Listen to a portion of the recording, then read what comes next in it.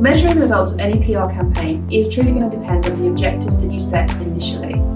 However, there are various ways that you can measure the success depending on what type of content you choose to go with.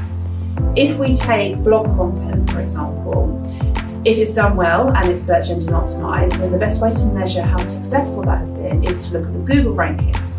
Is that content ranking highly for the key phrases that you were writing that content for?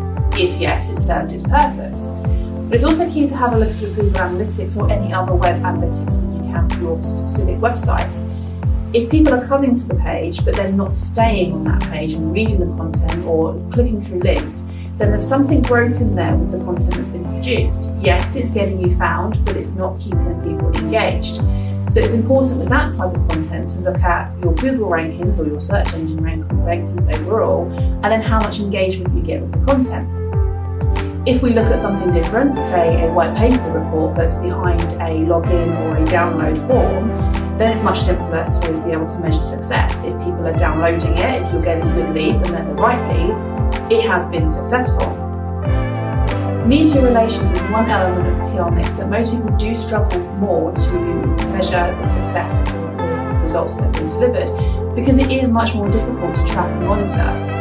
It's not as easy as saying we generated X number of leads, or we are ranking first on Google rankings for recruitment firm in engineering, for example. But there are ways that you can measure how successful it's been.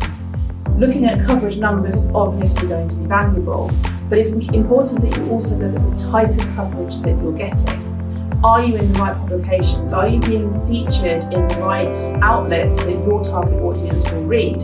Yes, you could be in the FT, but is that really the right audience if your target is HR directors within pharmaceutical firms, with the likes of Pharma Times, for example, not giving better results? Engagement with content is another thing that you can measure for media relations.